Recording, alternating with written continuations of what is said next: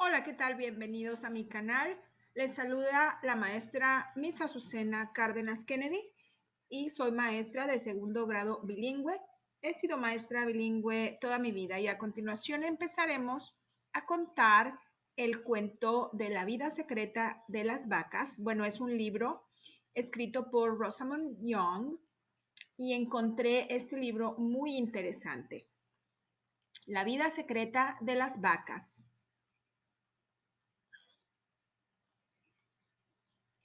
La vida secreta de las vacas por Rosamund Young, traducida del inglés. Vamos a bajar este libro. Dice, La vida secreta de las vacas. Siempre estuvimos muy orgullosos de nuestro rebaño de vacas. Las ordeñábamos, las llamábamos por sus nombres, las acariciábamos y disfrutábamos de su individualidad. Pero solo al cumplir los 13 años me di cuenta de que también entre ellas existía afinidad. En 1968, nuestra producción láctea provenía de un rebaño de Ayrshires, de pura raza.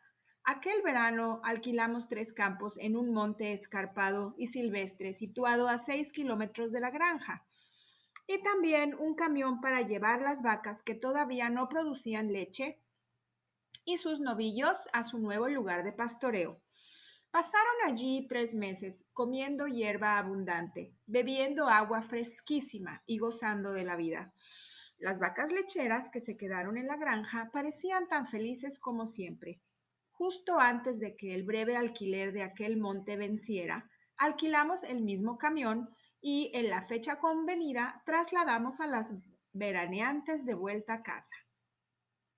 Creo que los 4 nos dimos cuenta de que durante varios días después de reunir las 2 mitades del rebaño, Rayito de Sol y Rayito de Luna, madre e hija, pasaban el día entero juntas en el patio y en el campo, hablando de los últimos 3 meses, sin revelar ninguna emoción, pero muy felices de volver a verse.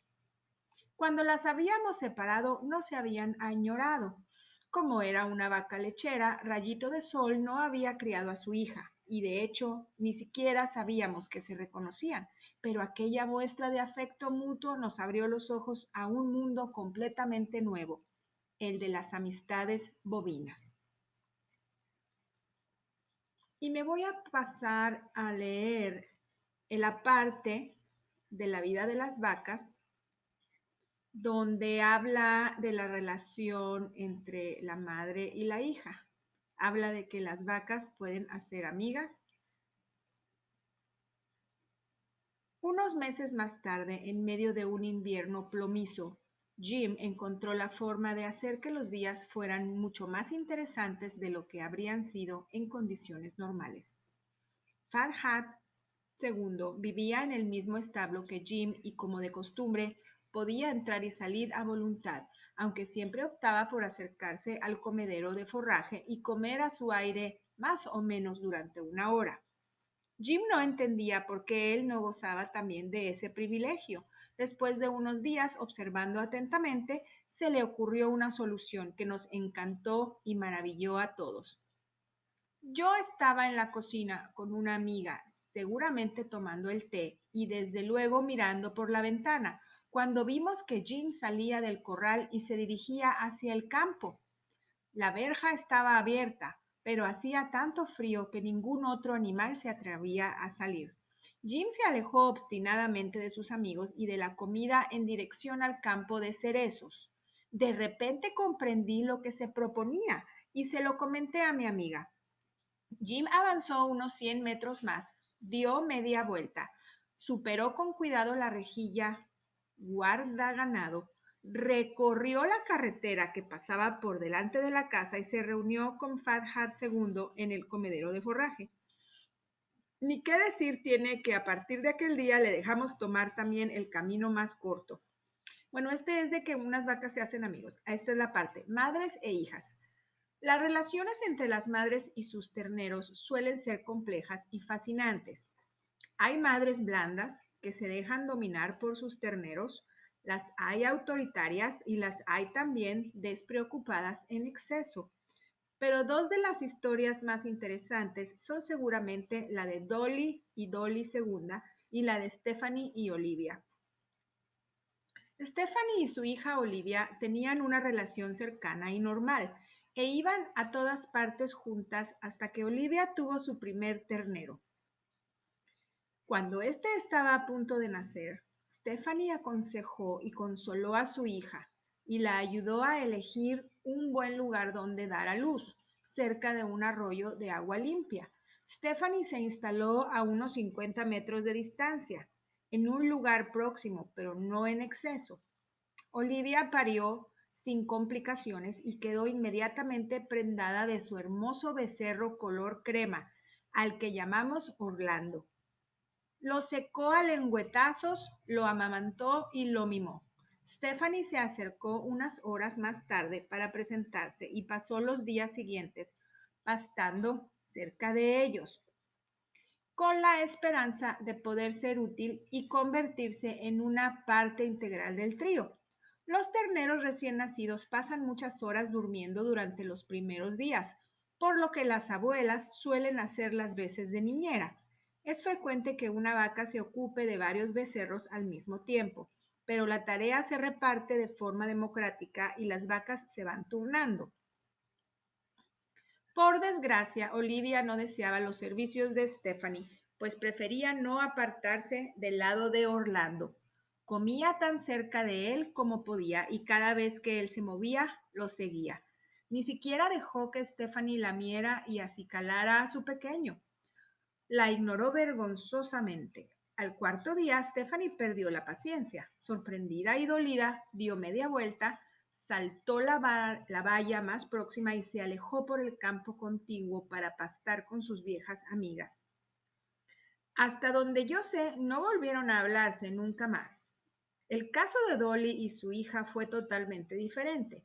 Dolly era una vaca sabia y bastante mayor, de pelaje caoba oscuro, pulcra, delgada y muy, muy inteligente. Había tenido numerosos terneros y cuidaba de ellos a las mil maravillas. Les daba 15 o 20 litros de leche al día durante varios meses e iba reduciendo esa cantidad paulatinamente durante un periodo de entre 9 y 12 meses, de modo que cuando les llegaba el momento de destetarse, la base de su dieta ya era la hierba y a veces echaban de menos la leche. Dolly los acicalaba a diario, los protegía y animaba y les enseñaba a desconfiar de los seres humanos. No son como nosotros, les decía. De vez en cuando pueden ser útiles, principalmente para conseguir heno en invierno, pero no es obligatorio confraternizar con ellos. Todos seguían su consejo. Sus 4 primeros terneros fueron machos y se mostraban completamente distantes o, para ser más exactos, indiferentes respecto de nosotros. Después Dolly tuvo una ternerita, Dolly segunda. Dolly segunda era muy guapa. Aunque sus hermanos habían sido oscuros, su pelaje era claro y castaño dorado. Tenía unos ojos grandes como los de un ciervo y era dulce y confiada por naturaleza.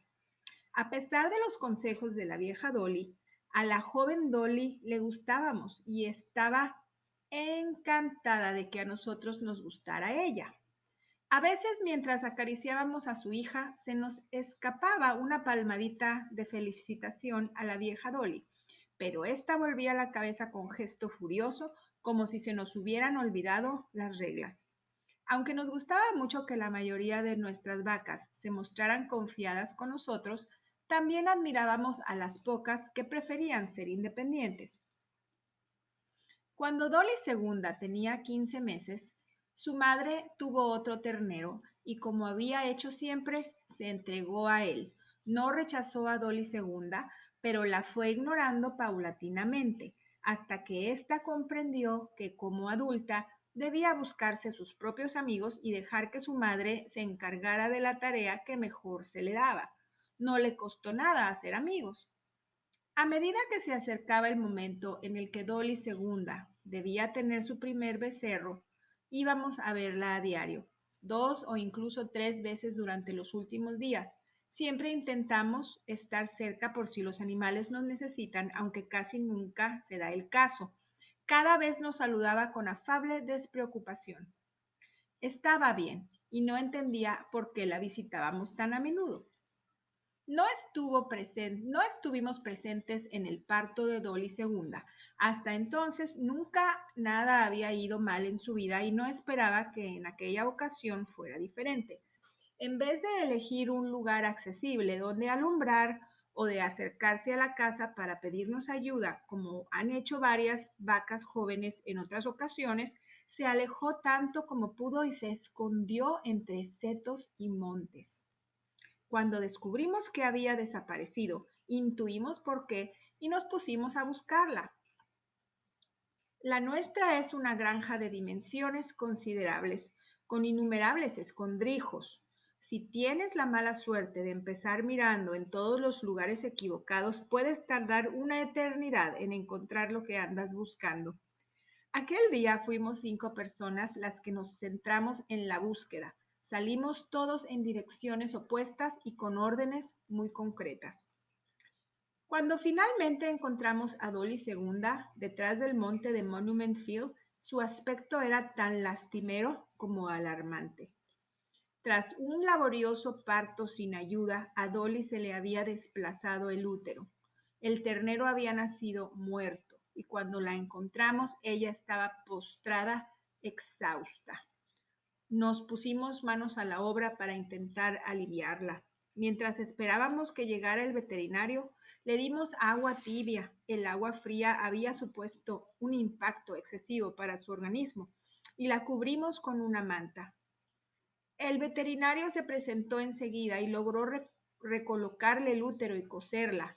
Entonces la incorporamos, la arropamos con unas balas de paja y heno y la dejamos así, relativamente cómoda, aunque todavía cansada y en apariencia incapaz de levantarse. Cuando unas horas más tarde volvimos a echarle un vistazo, encontramos la manta hecha un ovillo sobre la hierba. El cubo estaba vacío y derribado y no vimos a Dolly por ningún lado. No nos lo podíamos creer. Después de mucho buscar, la encontramos 3 campos más allá, echada a los pies de su inteligente madre, que la lamía y la reconfortaba, mucho mejor de lo que podríamos haber hecho nosotros.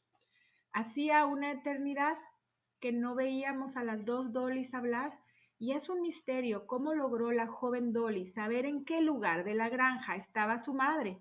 En todo caso, nos alegró constatar que nuestra forma de dejar las verjas abiertas para que el ganado elija dónde quiere ir es un acierto.